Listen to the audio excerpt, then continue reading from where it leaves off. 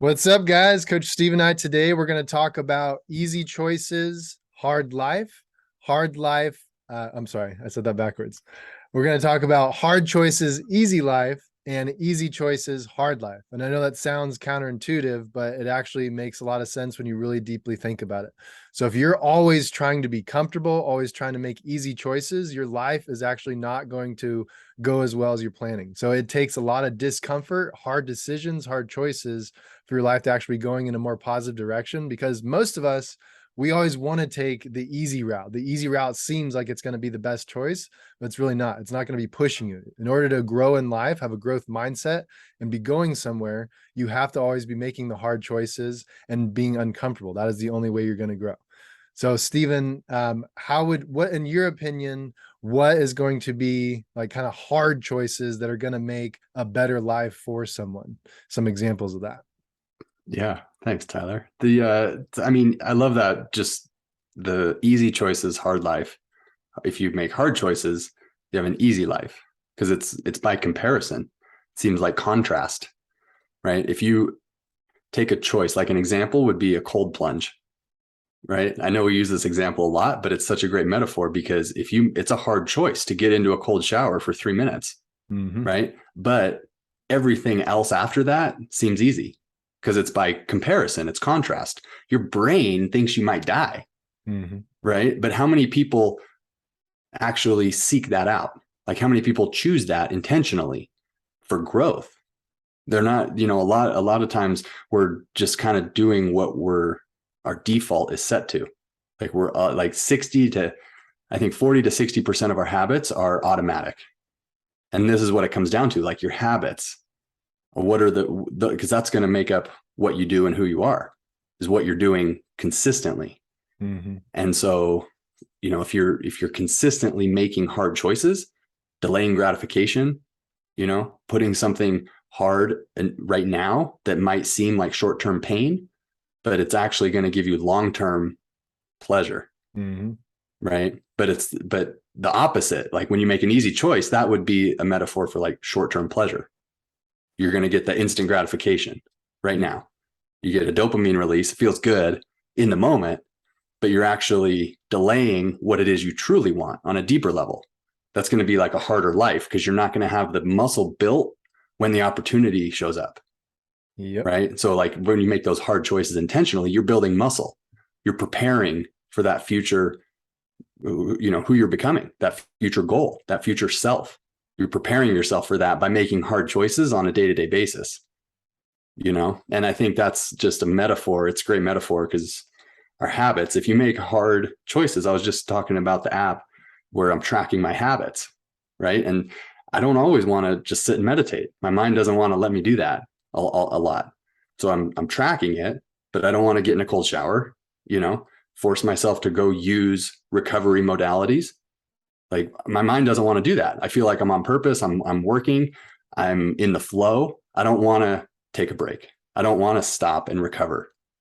But the data is telling me like, hey, if you're going to continue, if you're going to sustain this program, you have to take time for recovery, because burnout, when you're burned out, when you're highly stressed for a long time, like your cognitive function goes down, your joy from your work that you get goes down.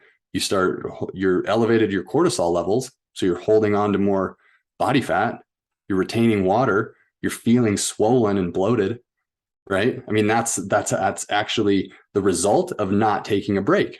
So it's a hard choice when you're in the flow and you're working and you're feeling lit up by your purpose and you're doing your work. It's a hard choice to take a break and stop and like force recovery and intentionally resource yourself, because it might seem like short-term pain, but it's going to be long-term sustainable. It's long-term pleasure because you're actually going to be able to sustain your mission for years into the future and not burn out and, miss the message and the mission.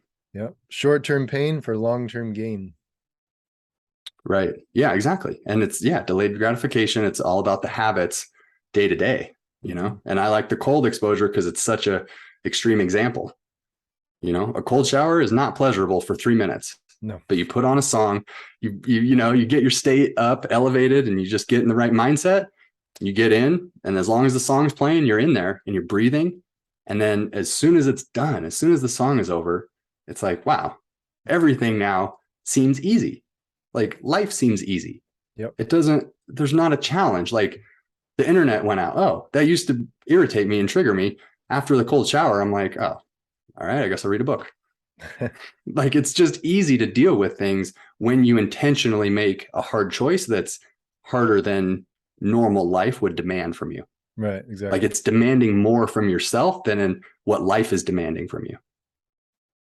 So that's kind of how I think about it, is like fulfill what you're capable of and your potential is by choosing to do the hard thing and challenge yourself.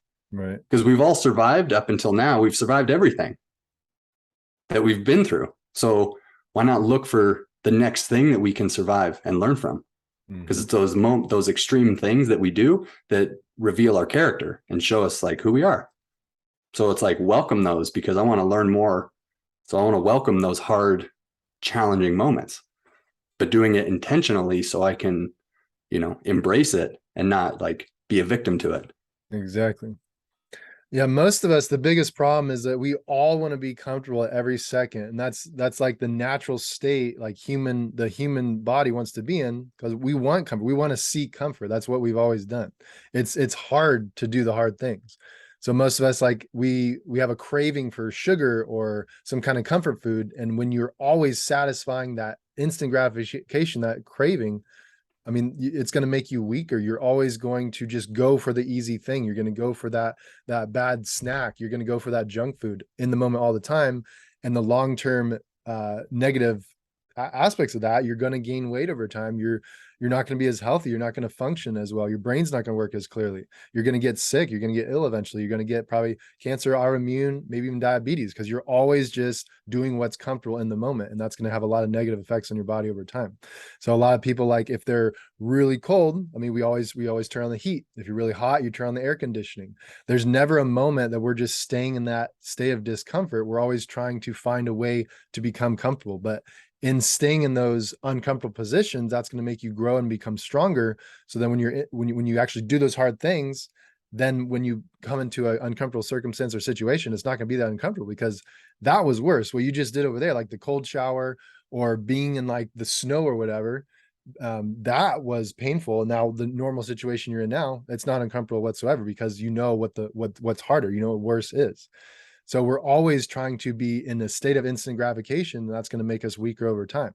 So in my personal life, when I had severe brain fog, when I had a lot of stomach discomfort, gas every single day, bloating every single day, stomach pain, I just accepted it for the longest time. So I accepted this is how it's going to be. I didn't even look to, okay, what is it in my diet I can change more to get rid of the brain fog, to get rid of the stomach issues. I just accepted it. So I just try to keep myself as comfortable as possible. So I kept eating the things that were causing me to have these issues. I played a lot of video games. I watched a lot of TV. Instead of expanding my mind more, listening to podcasts, watching more documentaries, reading books. I could have been doing all this stuff, going out and meeting more people, having interesting conversations. Instead of doing what I should have been doing all that and spanning my mind, all I did was just watch TV and play video games. That was not mind expanding whatsoever. I did what was always comfortable in the moment.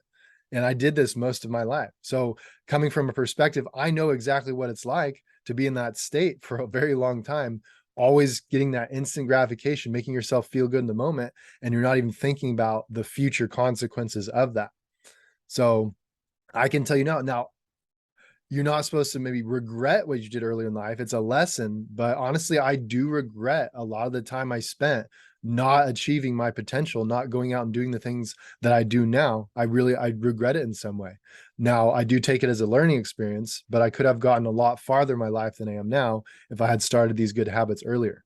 So it's always good to be being uncomfortable, making the hard decisions, because that is in turn going to make an easier life for you. Yeah. It's literally that simple. What are some challenging decisions you make? Like, what are some hard things that you do intentionally? I mean, honestly, most of them are not hard anymore, because I've ingrained these habits so easily myself. Now, I will say I have performance anxiety with everything I do. Like Everything. Waking up out of bed in the morning, I have performance anxiety doing that. Every time before my X3 workout, I'm so competitive with myself. Like, is this going to be a good workout? Am I really going to give my all? Which I know I am, but I still have my performance anxiety beforehand because it's uncomfortable. The X3 workout, working out in the gym, it's uncomfortable. So I get performance anxiety for that. I Mm. get I get it through everything I do. I get it before doing podcasts. I get it before doing any interviews. I get it before any sales call I do. Everything I do, I get performance anxiety, but I know that discomfort that I'm feeling in that moment, I'm going to feel better once I'm doing whatever it is. The workout, the sales call, the podcast, I'm going to feel so much better in it, and then after it that it's going to make it so much worth it, so much more worth it.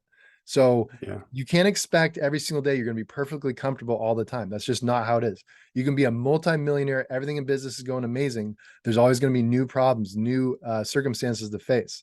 There's always going to be something that's going to make you uncomfortable. You cannot avoid discomfort. It's always going to be there. So get used to that feeling of discomfort, own that feeling of discomfort, and that's going to help you go on through your life and have a better life, an easier life because of all these challenges. So Hmm. don't always seek comfort. Seek what's hard, what's challenging for you. Hmm. Yeah. I think we have a basic program to seek comfort. Like Right. it's just in us, right? It's like a basic need. But if that's our top need, now like in the Super Mario video game where the screen is moving along, like is it are you proactive? Do you play the game of life proactively or are you reactive?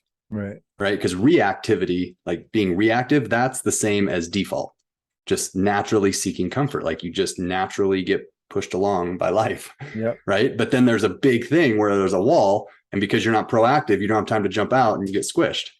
Right. Like that's where something big would come up and make you really uncomfortable. And you feel like you don't have the tools or you're not equipped and prepared to deal with that level of challenge.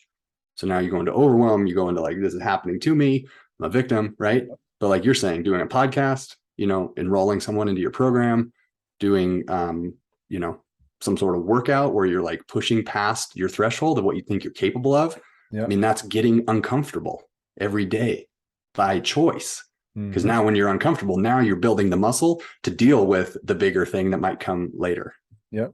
Build my Right. brain muscles and my body muscles. Yeah. Yeah. Another thing too, like even your emotional muscles, Yeah. like a lot of times taking social risks. I mean, this is an example of that, doing a podcast and putting out content. Like Right.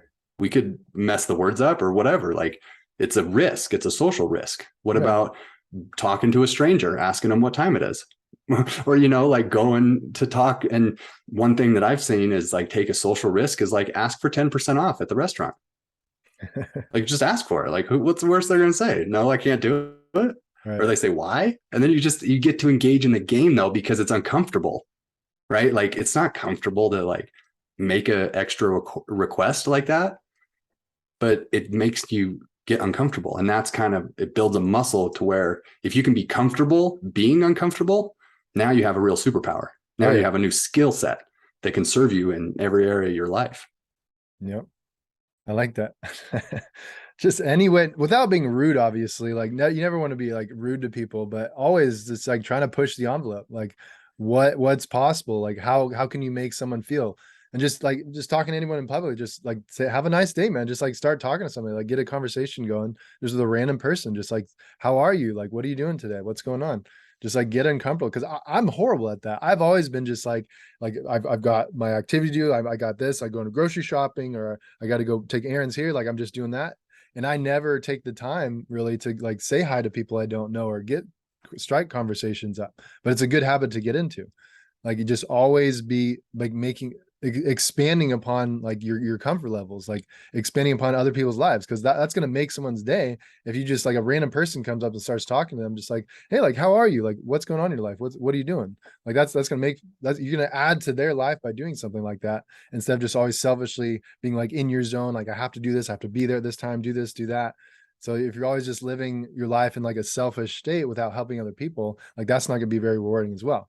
It's harder to go and strike up a conversation like Steve was saying with some random person, or getting like a game going, asking for 10% off at a restaurant or something like that. That's fun. That's going to make the person's day. And they're going to go talk about that with their friends later and say, hey, like this weird customer today, they asked for like, is there a 10% off of this meal today? Like that was so weird, but it was kind of fun.